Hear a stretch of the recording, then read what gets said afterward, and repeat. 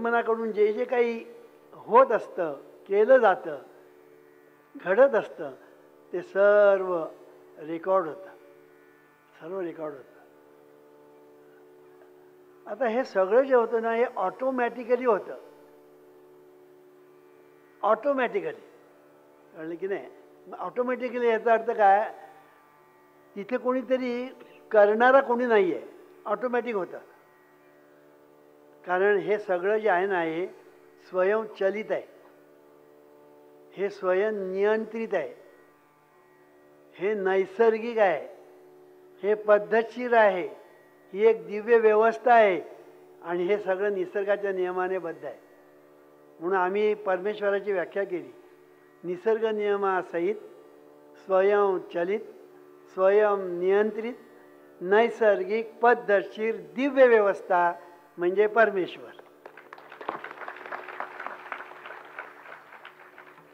ही व्याख्या मी जेव्हा सांगतो ना, एकदा माझ्या प्रवचनामध्ये एक मोठा सायंटिस्ट आला होता. प्रवचन झाल्यानंतर माझ्याजवळ आला, म्हणाला, वामनराव, ही तुमची जी व्याख्या आहे ना परमेश्वराची, मोस्ट सायंटिफिक आहे. म्हणजे सायंटिस्टने दिलेलं सर्टिफिकेट मोस्ट सायंटिफिक. आणि या व्याख्येला अजूनपर्यंत कोणी चॅलेंज केलेलं नाही आणि चॅलेंज करू शकणारही नाही.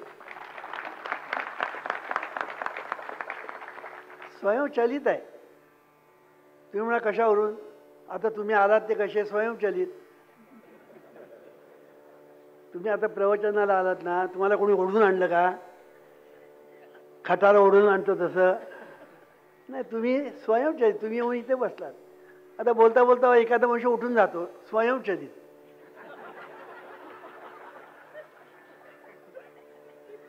उठला का, स्वयंचलित. पुन्हा स्वयंनियंत्रित. कळलं की नाही? काही लोक असे असतात ना, त्यांना उठावं असं वाटतं, पण कसं उठावं,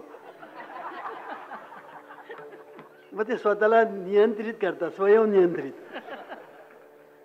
स्वयंनियंत्रित म्हणजे त्याचं फार, म्हणजे मी हे प्रवचन स्वतंत्र करायला पाहिजे या विषयावर, पण त्याला वेळ नाही आपल्याकडे एवढा. आपल्या शरीरामध्ये रक्त निर्माण होतं, कळलं की नाही? रक्त निर्माण होतं. किती निर्माण करायचं, किती निर्माण व्हायला पाहिजे, किती अवयवाने पुरलं पाहिजे, हे सगळं स्वयंचलित, स्वयंनियंत्रित आहे. पुन्हा नैसर्गिक आहे, हे सगळं पुन्हा नैसर्गिक आहे. इथे काही कुठल्या तरीची कृत्रिमता नाही, नैसर्गिक. पुन्हा याच्यामध्ये पद्धतशीर आहे. इथे सगळं जे आहे ना, हे पद्धतशीर आहे. आता मला नाक आहे, किडे समोर आहे, यांना नाक मागे आहे, असं झालेलं नाही. मला 2 डोळे पुढे, यांना 2 डोळे मागे, मला 2 ते यांना 4, असं नाही. सगळ्यांची व्यवस्था जर पाहिजे ना, तर तुम्हाला असं दिसेल की माणूस म्हटला ना की तो एक सारखाच असणार. माणूस, कुठलाही माणूस, मग तो चायनातला असू दे, तो इंग्लंडमधला असू दे, अमेरिकेतला असू दे, आफ्रिकेतला असू दे, ते हिंदुस्थानचा असू दे, माणूस म्हटला की तो, आता त्यांचे रंग वेगवेगळे असतील.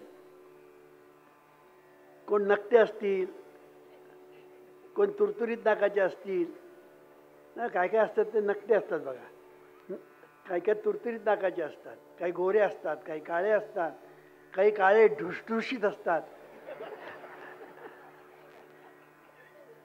काही काळे कोळशासारखे असतात, काही गोरे असतात, काही खूप गोरे असतात. तर काही काळे, काही गोरे, काही उंच, काही बुटके, काही जाडे, काही बारीक. हे जे आहे ना, हे जे सगळं जे आहे नैसर्गिक आहे, नैसर्गिक आहे. पुन्हा पद्धतशीर आहे आणि व्यवस्था आहे. इथे सगळी व्यवस्था आहे. आता या ठिकाणी इतक्या बायका बसलेल्या आहेत, या ठिकाणी एवढे पुरुष बसलेले आहेत, पण एक पुरुष दुसऱ्या पुरुषासारखा आहे का दाखवा, एक बाई दुसऱ्या बाईसारखी आहे का दाखवा. तुम्हाला दाखवता येणार नाही, दाखवता येणार नाही. सगळे पुरुष सारखे आणि सगळ्या बायका सारख्या, काय झालं असतं. मग तुम्ही तुमची बायको शोधणार कसे आणि या बायका आपले नवरे शोधणार कसे, तू शोधू शकत नाही. म्हणजे परमेश्वराची दिव्य व्यवस्था जी म्हणतो ना, ती ही आहे की प्रत्येक माणूस वेगळा, प्रत्येक बाई वेगळी, पुन्हा माणूस म्हटला की तो सारखा. बघा पुन्हा माणूस म्हटलं, अहो इतकंच नाही, तुमच्या फिंगर्स एवढे माणसं आता जन्माला आली, मेली, गेली, जन्माला आता आहेत, पुढे येतील, पण प्रत्येकाच्या फिंगरप्रिंट्स वेगळ्या. काय चमत्कार आहे बघा. प्रत्येकाच्या फिंगरप्रिंट्स वेगळ्या, प्रत्येकाचा आवाज वेगळा, प्रत्येकाचा स्वभाव वेगळा, प्रत्येकाचं चालणं वेगळं. कळलं की नाही? काय काय लोक चालतात. तर आम्हाला एक ग्रस्त आमच्याकडे तो असा असा असा चालायचा. म्हणजे चालण्यामध्ये सुद्धा प्रत्येक माणूस वेगवेगळा चालतो. त्या चालण्यावरून हा मनुष्य अमुक आपल्याला कळतं, आवाजावरून कळतं. आता एवढी माणसं आहे पण प्रत्येकाचा आवाज वेगळा, प्रत्येकाचा स्वभाव वेगळा, प्रत्येकाची आवड वेगळी, प्रत्येकाचं कर्तृत्व वेगळं. तुम्ही म्हणा देवानी विषमता निर्माण केली नाही, याला विषमता म्हणत नाही, याला ऐश्वर्य म्हणतात. हे देवाचं ऐश्वर्य आहे. कळलं की नाही? हे देवाचं ऐश्वर्य आहे. त्याला काय सगळ्यांना सारखं करता आलं नसतं, सगळ्या बायका आणि सगळे पुरुष सारखे असं करता आलं नसतं. पण त्याला माहिती आहे की गोंधळ होणार सगळा. पण तो म्हणतो असं काय, तुम्हाला काय वाटतं मला नाही करता येत, करून दाखवतो म्हणाल. मग आमच्या सासूबाईला जुळं झालं. मस्करी करत नाही हा. मी इथे बसल्यानंतर मी सगळ्या कल्पनेत काही घडलेल्याच गोष्टी सांगतो.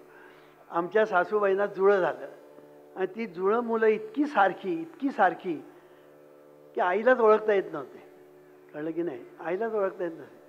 आता पूर्वीच्या काळी म्हणजे आमच्या त्यावेळच्या काळी महिन्यातून एकदा एरंडेल द्यायचे. महिन्यातून एकदा काय पोट साफ झालं की माणूस निरोगी. आता कोणी एरंडेलच घेत नाही, पण पुष्कळांची तोंड एरंडेल घेतल्यासारखी असतात.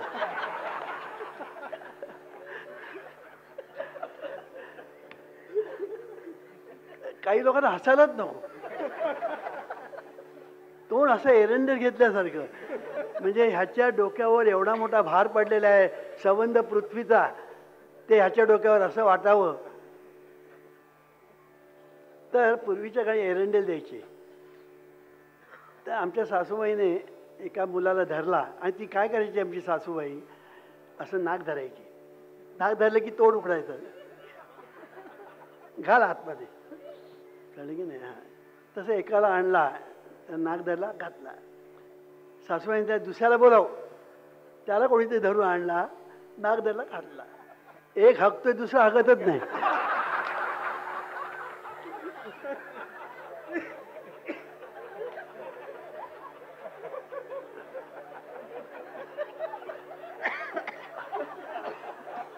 आईची अवस्था.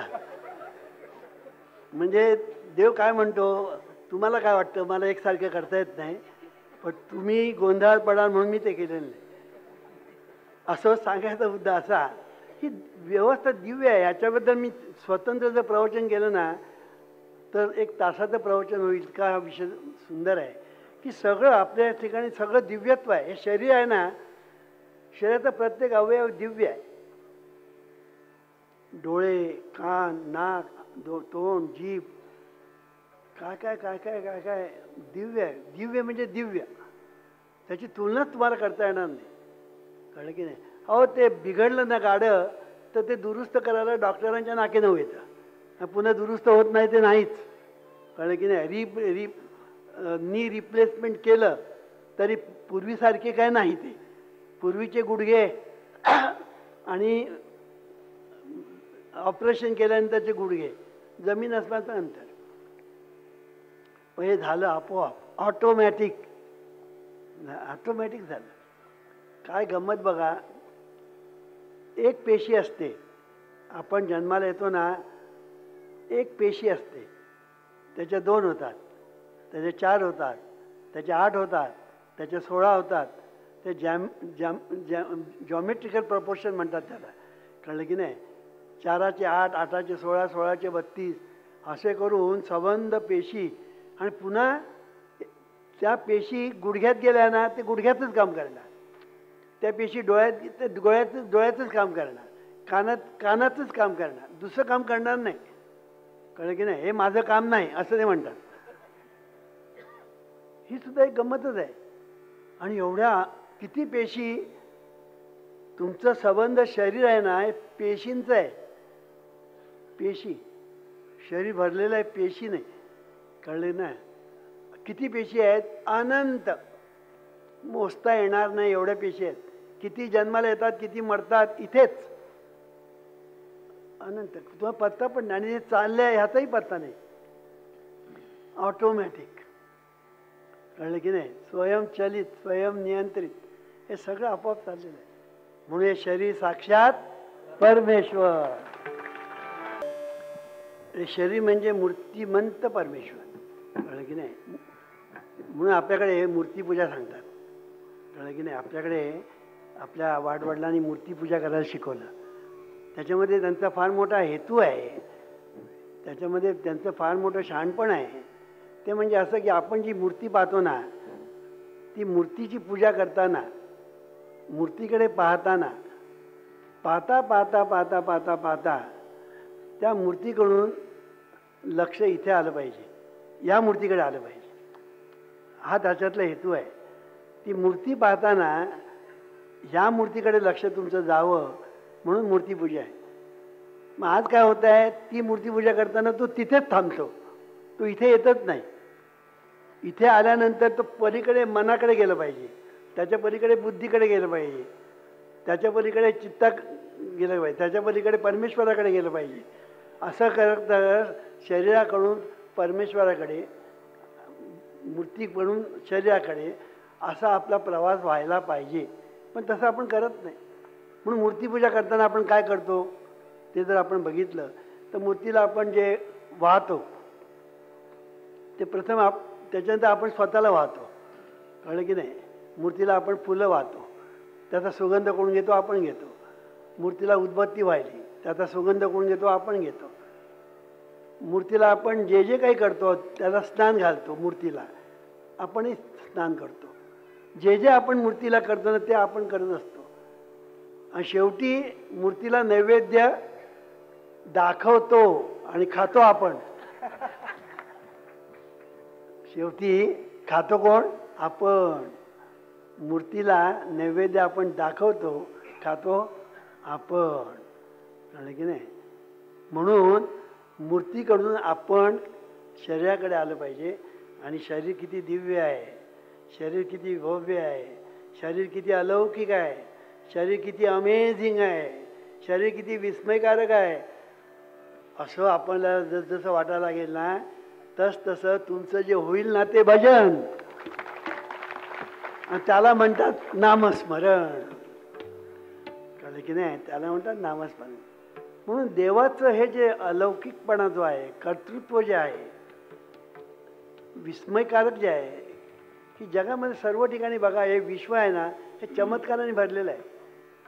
हे संबंध विश्व तुम्ही बघा, प्रत्येक माणूस हा चमत्कार आहे. प्रत्येक माणूस म्हणजे चमत्काराचा आगर आहे. प्रत्येक बाई, प्रत्येक पुरुष म्हणजे चमत्काराचं आगर आहे, हे आपण लक्षात ठेवा. पण आपण आपल्या शरीराकडे तसं बघतच नाही. तसं विश्वात बघा, विश्वात कुठेही बघा, सर्व ठिकाणी तुम्हाला काय दिसेल? चमत्कार. कळलं की नाही? चमत्कार. एक आपण आंब्याची कोय जमिनीत पेरतो, त्याला अंकुर येतो, त्याला बुंदा येतो, त्याला फांद्या येतात, त्याला पानं येतात, त्याला मोहर येतो. किती हे सगळं जे आहे ना, पानं किती येतात मोजता येत नाही एवढे, मोहर मोजता येत नाही एवढं. आणि शेवटी त्याला आंबे येतात, आंबे येतात. प्रत्येक आंबा कापला की त्याच्यामध्ये कोय, प्रत्येक आंबा कापला त्याच्यामध्ये कोय. जमिनीमध्ये पेरली एक आणि 4000 आंब्यामध्ये तीच कोय प्रगट झाली. चमत्कार आहे की नाही? पण आपल्याकडे आंबे खाताना वाटतो आम्ही आंबे खाऊन फस्त आणि मस्त. कळलं की नाही? आंबा आपण खातो आणि फस्त करतो आणि मस्त राहतो. पण आपण कधी असा विचार करत नाही काय चमत्कार आहे. काय चमत्कार आहे.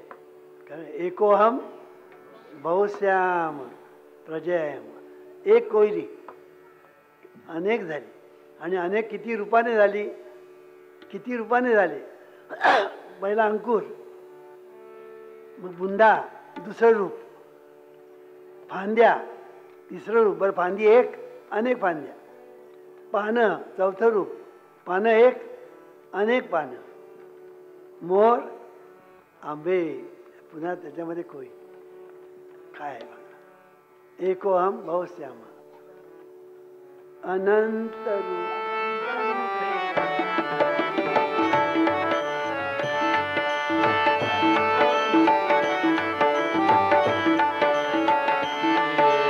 अनंत रूपे अनंत वेशे देईले त्यासे, अनंत रूपे अनंत वेशे देईले त्यासे.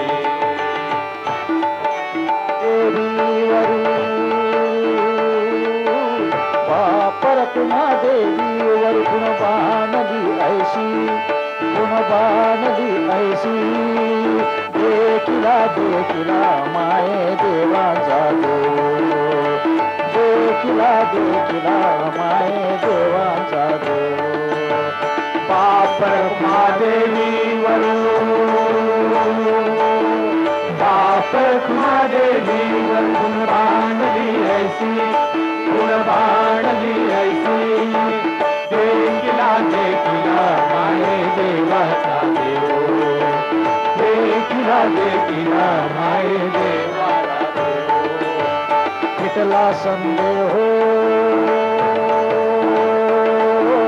विठला संदेह निमाले तुझे पण, निमाले तुझे पण.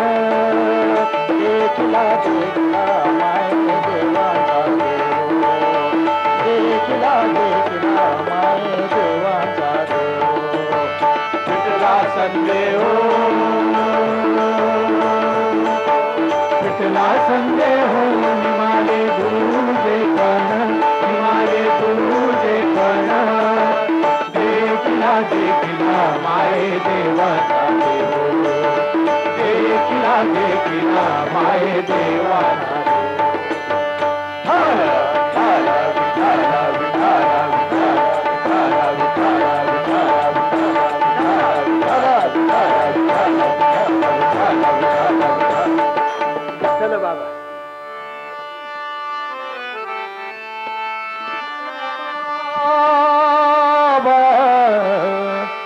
विठ्ठल आई,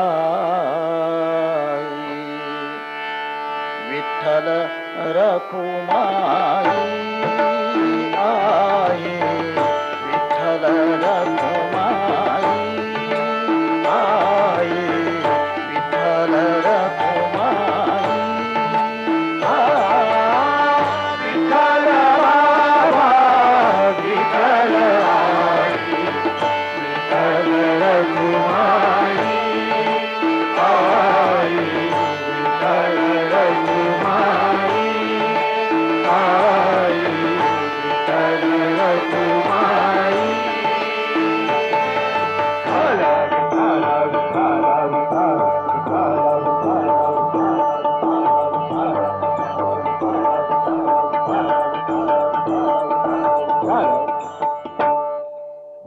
म्हणून स्मरण देवाचे करावे असं म्हटलेलं आहे. देवाचं स्मरण केलं पाहिजे. आपण नामस्मरण करतो ना, त्या नामस्मरणामध्ये आपण देवाचं स्मरण करतो का हा विचार प्रथम केला पाहिजे. कारण आपण नुसतं नाम घेतो, श्रीराम जय राम जय जय राम, श्रीराम जय राम जय जय राम, विठ्ठल विठ्ठल विठ्ठल. पण त्याच्या पाठीमागे विठ्ठलाचं स्मरण आपण करतो का हे बघायला पाहिजे. आता देवाचं स्मरण करायचं म्हणजे नेमकं काय करायचं. कारण देवाचं स्मरण केल्याशिवाय तुम्ही सुखी होणार नाही, हा जीवनविद्येचा सिद्धांत आहे. कळलं की नाही. आज जगामध्ये सुख कमी, दुःख जास्त. का? देवाला लोक विसरले म्हणून. साधी सोपी गोष्ट आहे. म्हणून स्मरण देवाचे करावे. कळलं की नाही. देवाचं सतत नाम घेणं हे चांगलंच. जरी नुसतं नाम घेतलं ना येईल तैसा बोल रामकृष्ण हरी, तुकाराम महाराज म्हणतात. जसं येईल तसं बोल. सुरुवातीला तसंच केलं पाहिजे.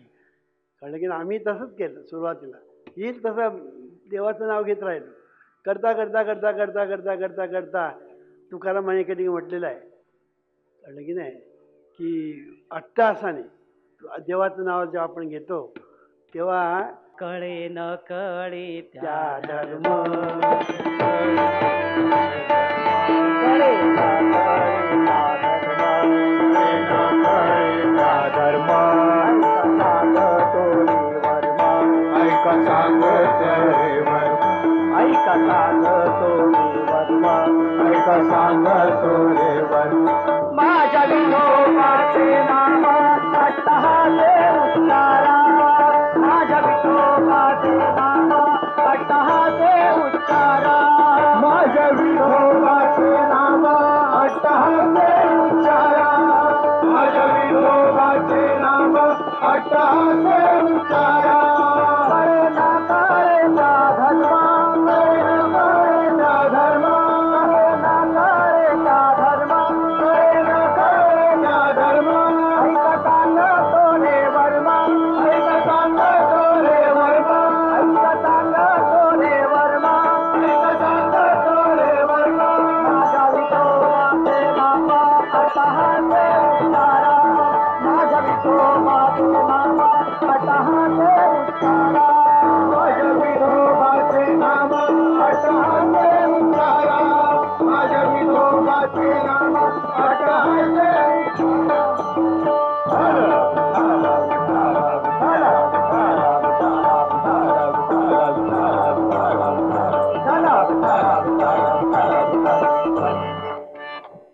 माझ्या विठोबाचे नाम अट्टहासे उच्चारा.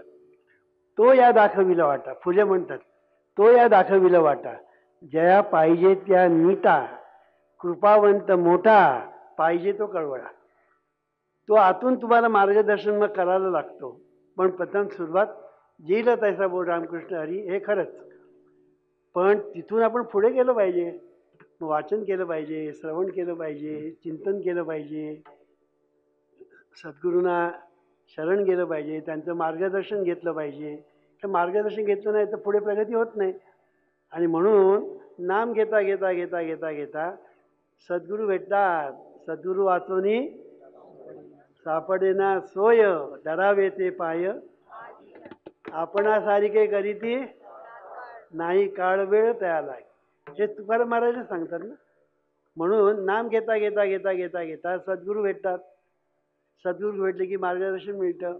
मार्गदर्शन मिळतं मग दर्शन मार्गदर्शन काय फरक होतो की मार्गदर्शन म्हणजे सद्गुरूंनी सांगितल्या मार्गाने चाललो की होतं ते देवाचं दर्शन. म्हणून प्रथम सुरुवातीला येईल तैसा बोल रामकृष्ण. पण नंतर प्रगती झाली पाहिजे. प्रगती प्रगती प्रगती कशी. मग पुढे काय झालं पाहिजे. देवाचं स्मरण म्हणजे दिव्यत्वाचं स्मरण. देवाचं स्मरण म्हणजे दिव्यत्वाचं स्मरण. कळलं की नाही. दिव्य दिव्यापासून देव शब्द आलेला आहे. दिव्य धातू. मग दिव्यत्वाचं स्मरण म्हणजे देवाचं स्मरण. आता दिव्यत्व कुठे आहे कुठे नाही. आपल्या हिंदू धर्मात काय सांगितलं आहे. देव सर्व ठिकाणी भरला आहे. देव सर्व ठिकाणी भरला आहे. आपला हिंदू धर्म सांगतो की नाही. संतही तेच सांगतात. संतही तेच सांगतात. जे जे भेटे भूत ते ते जाणीते भगवंत हा भक्तियोग निश्चित जाण माझा. किंवा हे समस्तही श्री वासुदेव ऐसा प्रतीती रसाचा होतला भाव तो भक्ता माझी राहो आणि ज्ञानिया तोची. तो भक्त आणि तो ज्ञानी तोच योगी. कळलं की नाही. तो योगी. म्हणून आपल्या धर्मामध्ये जे सांगितलं सर्व ठिकाणी देव भरले. म्हणजे काय सर्व ठिकाणी देव भरलेला आहे याचा अर्थ असा सर्व ठिकाणी दिव्यत्व आहे. पाहाल तिथे दिव्यत्व आहे. पाहाल तिथे दिव्यत्व आहे. कुठेही पहा तुम्हाला दिव्यत्व दिसेल. म्हणून आपण म्हणतो ना आता पर्यावरण पर्यावरण पर्यावरण. अरे पर्यावरण पर्यावरण तुम्हाला आता कळलं. आमच्या हिंदू धर्माने पूर्वीच सांगितलं. कधी किती हजारो वर्षापूर्वी सांगितलं की सर्व ठिकाणी देव भरलेला आहे. म्हणून भूतमात्र हा शब्द संत वापरतात. संतांचा एक पेटंट शब्द आहे भूतमात्र. भूतमात्र म्हणजे काय, जे जे नैसर्गिकरित्या झालेलं आहे ते ते भूतमात्र आणि ते ते भगवंत. ते ते भगवंत, कारण ते दिव्य आहे, सगळं दिव्य आहे.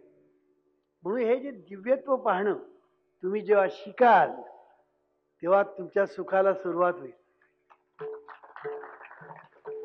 सुखी होणे सोपे, दुःखी होणे कठीण. सुखी होणे सोपे आहे, दुःखी होणे कठीण आहे. पण हे दिव्यत्व आपण पाहत नाही. आज आपण दिव्यत्व पाहत नाही आणि हे दिव्यत्व न पाहिल्यामुळे हजार भानगडी निर्माण होतात. कळलं की नाही?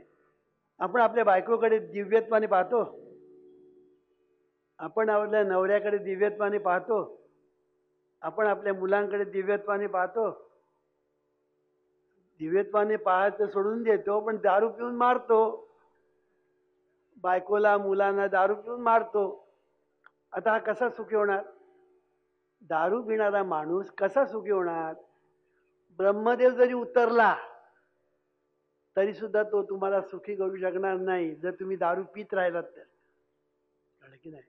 मग महाराज काय करणार? दारू सुटत नाही. सुटत नाही. दारूला धरलं कोणी? तूच धरलं ना दारूला? का दारू येऊन तुला चिकटली? तू दारूला धरली, मग तू सोडली पाहिजे. सोडण्याचं काम, धरण्याचं काम जर तुझं, तर सोडण्याचं काम कोणाचं? माझं. तूच सोडली पाहिजे. म्हणून दारू सोडण्याची ज्याची इच्छा आहे ना त्याची दारू सुटते. पण इच्छा पाहिजे. नाही तर काय काय लोक म्हणतात, अहो आमच्या नशिबातच दारू आहे तर आम्ही काय करणार? मग पित राहतो. शेवटी स्वतःलाही पितो, बायकोलाही पितो, मुलांनाही पितो. संसाराची वाट लावतो, वाट. संसार उद्ध्वस्त. बायका मुलांना वाऱ्यावर सोडायचं आणि कुठेतरी गटारात पडायचं दारू पिऊन, किंवा रस्त्यावर जाताना. म्हणजे त्याला रस्ताच पुरत नाही. त्याला रस्ताच पुरत नाही. कळलं की नाही? असा जो जातो ना तो पुन्हा असा रस्ताच पुरत नाही. कसा सुखी होणार? कसा सुखी होणार? मग मुलं ते पाहतात आणि मुलंही तेच करतात. कसे सुखी होणार तुम्ही? गुटखा. गुटखा म्हणजे किती भयंकर आहे आणि किती घाणेरडा आहे, किती अनिष्ट आहे, किती तुमचा संहार करणार आहे, पण तुम्हाला त्याची कल्पनाच नाही. अहो गुटखामध्ये ट काढा म्हणजे काय उरतं? मी काय बोलत नाही, तुम्ही बोला. मी बोलत नाही, तुम्ही बोला. गुटखा मधला ट काढायचा, मग काय राहिलं? आणि ते आपण खातो. अहो तुम्हाला बद्दल मी सांगितलं, जा विष विकत घे आणि खा. तर तुम्ही काय म्हणणार? विष विकत घ्यायचं आणि पुन्हा खायचं आणि मरायचं? नाही ना. मग तेच मी म्हणतो आहे की दारू पिणं, गुटखा खाणं म्हणजे विष पैसे देऊन आणणं आणि स्वतःला मारणं. पण विष आणि दारू याच्यामध्ये फरक आहे. विष तुम्हाला एकदाच मारेल, दारू तुम्हाला क्षणाक्षणाला मारेल. विठ्ठल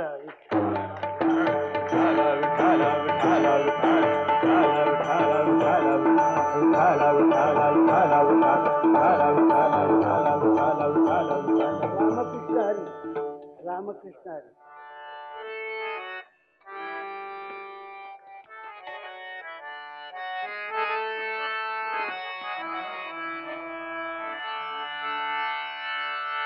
रामकृष्ण हरी केशवा. रामकृष्ण हरी केशवा. रामकृष्ण हरी केशवा. रामकृष्ण हरी केशवा. रामकृष्ण हरी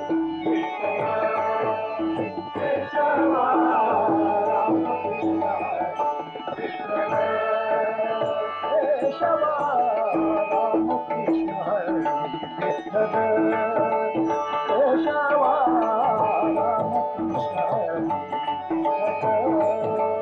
केशवा रामकृष्ण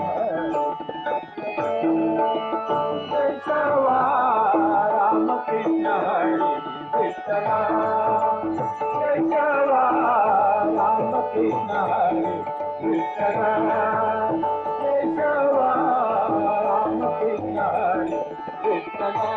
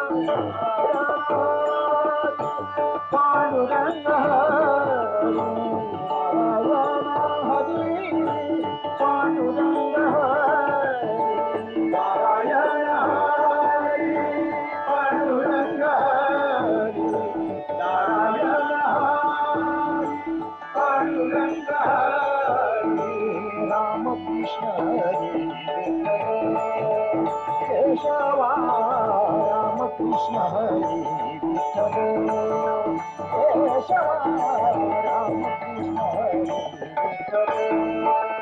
केशवा रामकृष्ण हरी विठ्ठल केशवा रामकृष्ण हरी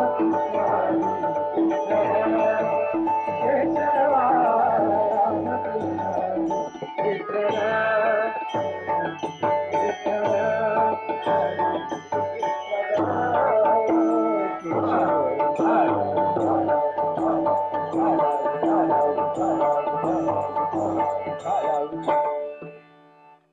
दिव्यत्वाचं स्मरण म्हणजे देवाचं स्मरण.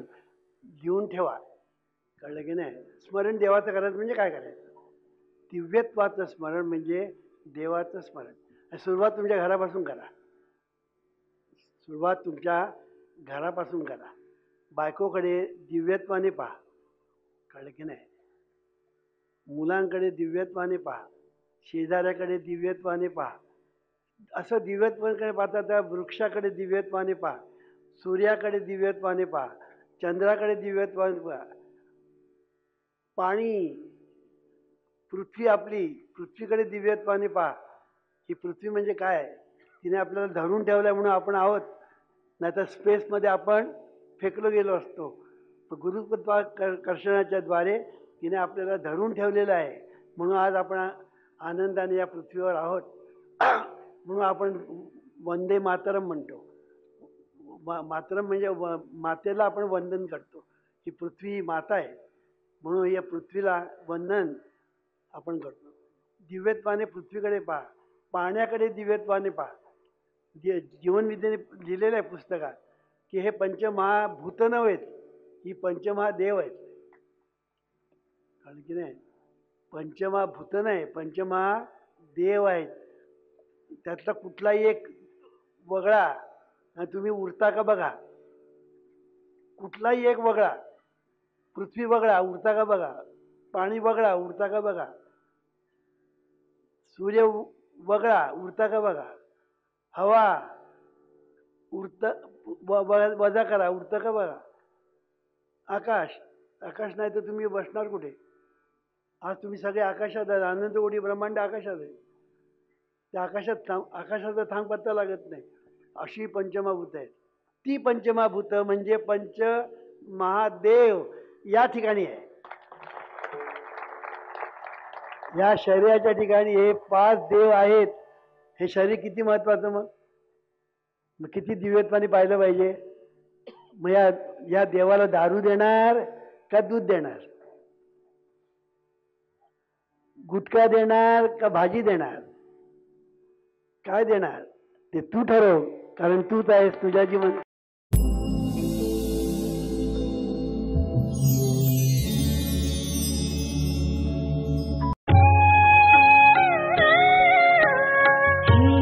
ईश्वरा सर्वांना चांगली बुद्धी दे, आरोग्य दे, सर्वांना सुखात आनंदात ऐश्वर्यात ठेव.